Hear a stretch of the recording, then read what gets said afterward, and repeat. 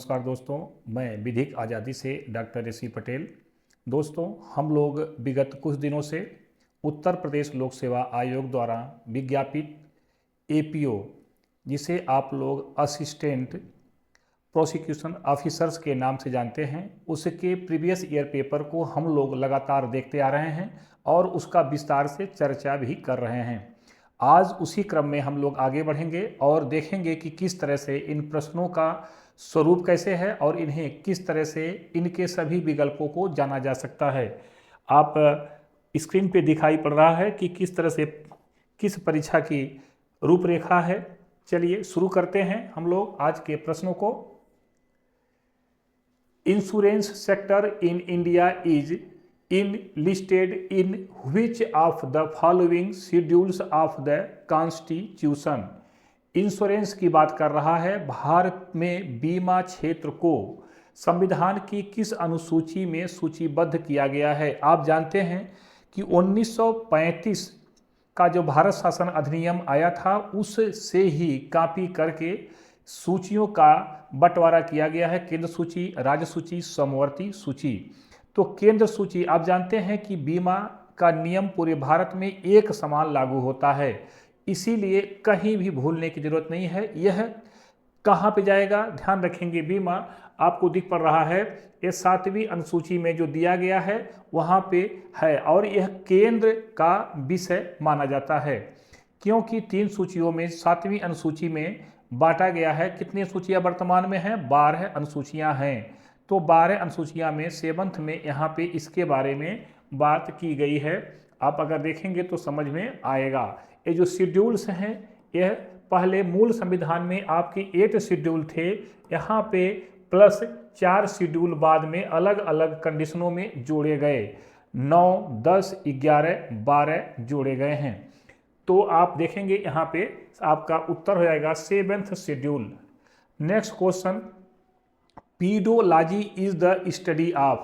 Pedology अध्ययन करता है सबसे ज्यादा अंत में आदमी को पीड़ा कहाँ होती है? मरते समय।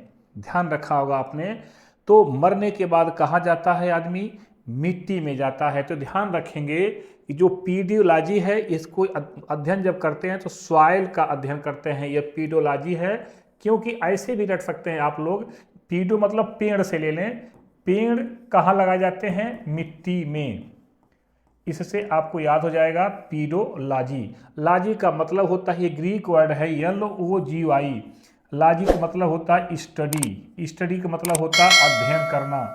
अध्ययन करना किसका अध्ययन करना? पेड़ पौधों का अध्ययन करना। पीडो सा मतलब यहाँ पेड़ पौधे होता है, मतलब किसके लिए? मिट्टी में। यहाँ पीडो का मतलब मिट्टी से है और यहाँ आप जोड़ सकते हैं पेड़ को कि मिट्टी में ही पेड़ पौधे मिलते हैं। चट्टान में जानते हैं क्या मिलता है? चट्टान के अंदर आपको ऑयल मिलता है, इसीलिए कहा जाता है पेट्रोलियम। पेट्रो मतलब रॉक, ओलियम मतलब ऑयल, इसीलिए लिखा था पेट्रोलियम। जो पेट्रोल पंप होते हैं उसमें लिखा रहता है पेट्रोलियम, मतलब चट्टानीय तेल। और यहाँ पे आप देखेंगे, यहाँ पे रोग का अध्ययन तो किया जाएगा, पोल्यूशन का अध्ययन से मतलब नहीं है। चलिए नेक्स्ट क्वेश्चन देखते हैं। With reference to the Maratha, which of the following statement is or are correct? मराठों के संदर्भ में निम्नलिखित कथनों में से कौन सा या से सही है? यहाँ पे 2 चीज़ें बात की गई है मराठों के संदर्भ में। क्या कहा गया है? The administrative system of Shivaji was his own creation. Shivaji की प्रशासनिक व्यवस्था उनकी खुद की निर्मित थी। दूसरे में, unlike Ranjit Singh he took no foreign aid in the administration. Ranjit Singh से भिन्न उन्होंने अपने प्रशासन में कोई विदेशी सहायता नहीं ली। ये बात सही है। तो यहाँ उत्तर हो जाएगा आपका डी, बोथ 1 and 2। शिवाजी कौन थे? शिवाजी मराठा जो व्यवस्था थी उसके संस्थापक थे। कहा जाता है कि मराठा की स्थापना 1674 में इन्होंने किया था और इनका जन्म 9 फरवरी 1690 को हुआ था। अब जानते हैं मराठा है कहाँ और इनके जो व्यवस्था थी, यह आप वर्तमान में महाराष्ट्र के जो एरिया है वहाँ पे पाया जाता है। यह पहाड़ी इलाका था, इसीलिए यहाँ पे जो यह युद्ध करते थे, ये छद्म युद्ध करते थे, जिसे कहते हैं गुरिल्ला युद्ध के नाम से जाना जाता है, इसीलिए यह सफल रहे यहाँ पे। इसीलिए इन्होंने सरदेशमुखी और चौथ की टैक्स लेने की व्यवस्था शिवाजी की ही देन थी। इनकी माता का नाम जीजाबाई भी था। इतना आप लोग याद रखेंगे तो बहुत सारा काम आपका हो जाएगा। चलिए अगला क्वेश्चन देखते हैं। With reference to Pushyamitra Shunga which of the following statement is are correct. यहाँ पे पुष्यमित्र शुंग के संदर्भ में निम्नलिखित कथनों में से कौन सा कथन सही है। यहाँ पे पुष्यमित्र शुंग की बात की जा रही है। पुष्यमित्र शुंग शुंग वंश का राजा था और उसने ही इस वंश की स्थापना किया था। इसने जो बृहद्रथ का नाम आपने सुना है, यह मौर्य वंश का अंतिम शासक था। इसको मार करके इसने इस वंश की स्थापना किया था। यहाँ पे देखेंगे, कमांडर पुष्यमित्र शुंग किल्ड बृहद्रथ। सेनापति पुष्यमित्र शुंग ने बृहद्रथ की हत्या की थी। और यहाँ पे दूसरे में ही परफॉर्म 20 अश्वमेध सेक्रीफाइस आफ्टर डिफीटिंग। यहाँ पे क्या किया था इसने, यवनों के पराजित करने के बाद उसने 20 अश्वमेध यज्ञ किए थे। यहाँ पे आपका राइट आंसर हो जाएगा बी, ओनली वन। क्या है, केवल एक सही है। मतलब सेनापति पुष्यमित्र शुंग ने बृहद्रथ की हत्या की थी। बृहद्रथ कौन था, मैंने बताया आपको, यवनों को वध करने के बाद उसने, नहीं ऐसा नहीं था, उन्होंने केवल 2 अश्वमेध यज्ञ किया था। ये ध्यान रखेंगे, केवल 2 अश्वमेध यज्ञ किया था, न कि 20। यहाँ 20 की बातें नहीं है, केवल 2 की बात, 2 यज्ञ की बात आएगी, यज्ञ की बात आएगी। यहाँ पे 2 यज्ञ इन्होंने किया था, 2 यज्ञ इन्होंने किया था। चलिए अगला क्वेश्चन देखते हैं हम लोग। फायदोमीटर इज यूज टू मेजर। फायदोमीटर का प्रयोग किया जाता है। तो फायदोमीटर का प्रयोग यहाँ पे आपके सामने है, वर्षा, भूकंप, ध्वनि, और आपका उत्तर हो जाएगा डीप्थ ऑफ सी, सागर की गहराई मापने के लिए। फायदोमीटर मतलब आप जिस चीज को फाद नहीं सकते हैं, मतलब पार नहीं कर सकते हैं, उससे जोड़ के रटिए तो आपको याद हो जाएगा कि फायदो मतलब समुद्र पार नहीं कर सकते, क्योंकि पूरे पृथ्वी का 2/3 लगभग 2/3 कितना क्या है, H2O मतलब पानी, जिसे कहते हैं आप लोग वाटर, इसे वाटर कहा जाता है। 2/3 क्या है, ये पानी है। तो यहाँ पे पार करना मुश्किल है, इसीलिए सागर की गहराई पाई जाती है। और सबसे गहरा चीज क्या है, सागर है। ये सबसे गहरा सागर कौन सा है, कमेंट बॉक्स में लिखिए और उसकी लंबाई भी लिखिए। देखता हूं मैं कि आप लोग को कितना इसके बारे में डीप नॉलेज है। आप लोग इसके बारे में जरूर लिखिए कि सबसे गहरा सागर, सबसे बड़ा सागर कौन सा है। Next question, who is the author of the book entitled the 10th trillion dollar dream. पुस्तक द 10 ट्रिलियन डॉलर ड्रीम के लेखक कौन हैं। यहाँ पे 4 ऑप्शन आपके, उर्जित पटेल, रघुराम राजन, अरविंद पनगढ़िया, सुभाष चंद्र गर्ग। तो उत्तर हो जाएगा आपका डी, सुभाष चंद्र गर्ग। सुभाष चंद्र गर्ग कौन थे, सुभाष चंद्र गर्ग का जन्म 16 अक्टूबर 1960 को हुआ था। यह राजस्थान के 1983 बैच के IAS अधिकारी थे। ये ध्यान रखेंगे, ये इन्होंने इस बात पे जो लिखा था, इन्होंने जो टारगेट दिया था, यह 2030 तक की बातों इन्होंने कहा था और लिखा था कि 2030 तक जो यह प्रश्न किया उन्होंने कि 10 ट्रिलियन डॉलर ड्रीम की बात किया था, यह 2030 की बात इन्होंने किया था। नेक्स्ट क्वेश्चन देखते हैं दोस्तों। Kyiv the capital city of Ukraine is situated along the bank of which one of the following rivers. Ukraine की राजधानी कीव निम्नलिखित में से किस नदी के किनारे स्थित है? यूक्रेन रसिया से अलग हुआ था और यूक्रेन और रसिया का वर्तमान में युद्ध चल रहा है। वह कुछ ऐसी समस्याएं हैं वहाँ पे। ये जो नीपर नदी है यह 1030 किलोमीटर की दूरी पर बहती है।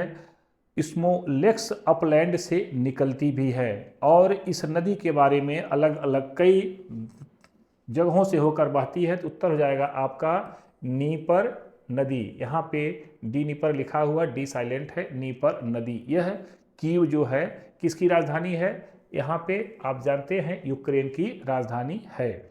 जब संयुक्त राज्य के रूप में जब रूस था, जिसे कहा जाता है USSR, उस समय यह 1991 की कहानी है, वहाँ नहीं जाएंगे, फिर बाद में देखेंगे। चलिए अगला क्वेश्चन देखते हैं। Who is the author of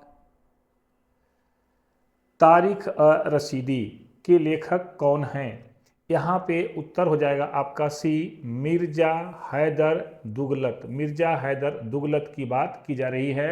Mirza Haider Dughlat एक कश्मीर के गवर्नर थे 1540 से लेकर के 1551 तक। यह चंगेज खां के वंशज के थे और बाबर के रिलेटिव भी माने जाते हैं। इनका जो मूल था वह कजाकिस्तान माना जाता है, ये ध्यान रखेंगे तो आपको समझ में आ जाएगा। मिर्जा हैदर दुगलत की बात की जा रही है। नेक्स्ट क्वेश्चन देखेंगे। Who was the author of Gandhi versus Lenin का लेखक कौन था? यहाँ पे गांधी वर्सेज लेनिन का लेखक था S.A. डांगे। यहाँ पे इनके लेखक थे S.A. डांगे। आप जानते हैं कि S.A. डांगे की अगर आप बात कर रहे हैं तो S.A. डांगे का थोड़ा सा जानना चाहिए। ये मार्क्सवादी आंदोलन के नेता भी थे। इनका जन्म 10 अक्टूबर 1899 को हुआ था और इनकी मृत्यु 22 मई 1991 को हुआ था। यह अपने आप को आंदोलन से जोड़ करके बहुत सारे काम इन्होंने किया था, क्योंकि आज भी आप जानते हैं मार्क्सवादियों का जो सिचुएशन है वह इसी तरह से दिखाई पड़ता है। चलिए नेक्स्ट क्वेश्चन देखते हैं। Who among the following has been appointed a chief of the army staff in India में 2022 मई 2022 में भारत का थल सेना अध्यक्ष किसे बनाया गया था? यह करंट का क्वेश्चन है दोस्तों। यहाँ आप देखेंगे तो उत्तर जाएगा ए, जनरल मेजर पांडे। जहाँ पर जनरल मनोज पांडे जो लिखा हुआ जनरल मनोज पांडे, तो ये जनरल मनोज पांडे क्या थे? अगर आप थोड़ा सा देखेंगे ध्यान से समझ में आएगा कि यहाँ पे जो सेना है उसके chief of the army staff कब थे? यहाँ पे मई 2022 की बात की जा रही है, तो यह चीज़ें ध्यान रखेंगे। Next question. Which state own the 12th senior mains national hockey championship 2022? 12वीं सीनियर पुरुष हॉकी चैंपियनशिप 2022 का विजेता कौन सा राज्य है? यहाँ पे आपके सामने दिया गया है मध्य प्रदेश, हरियाणा, महाराष्ट्र, तमिलनाडु। उत्तर हो जाएगा हरियाणा। हरियाणा जानते हैं कहाँ है? दिल्ली के पास। पंजाब से अलग होकर के हरियाणा का निर्माण हुआ था और हरियाणा की राजधानी कहाँ है आप जानते हैं?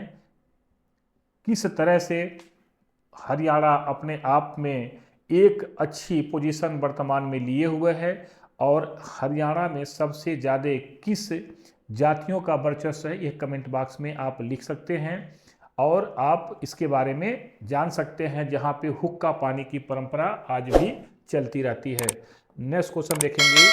Who among the followings won the Asian billiards title for the 8th times in March 2022? March 2022 में 8वीं बार एशियन बिलियर्ड्स खिताब किसने जीता? यहाँ पे उत्तर है आपके सामने A, B, C में।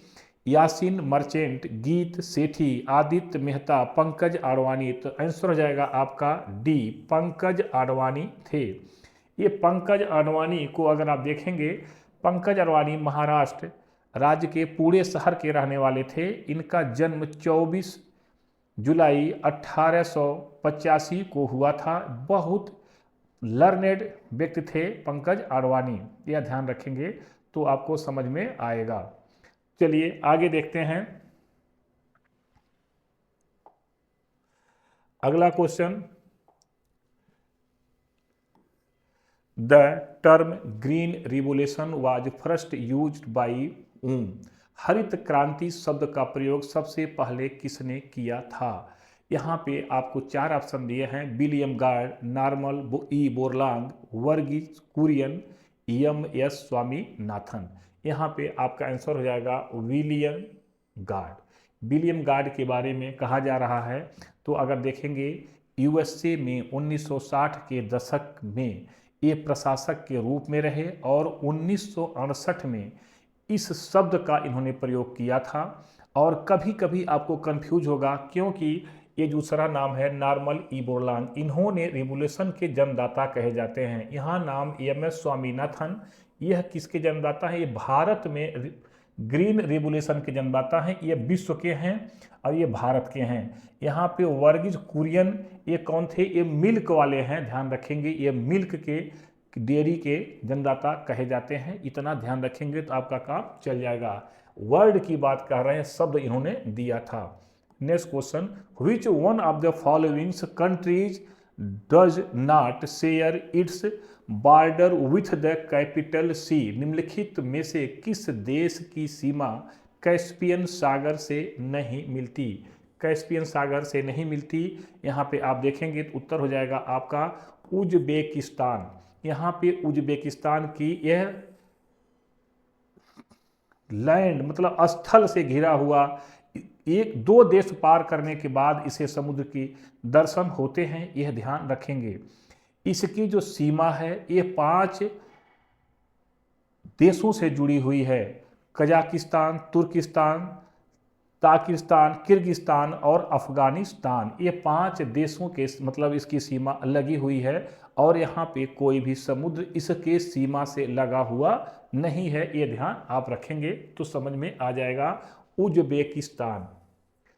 नेक्स्ट क्वेश्चन और आज का अंतिम question, who propose the resolutions on non-cooperation movement the annual session of the Congress held in December 1920 in Nagpur? दिसंबर 1920 में नागपुर के वार्षिक कांग्रेस अधिवेशन में असहयोग आंदोलन संबंधित प्रस्ताव किसने रखा?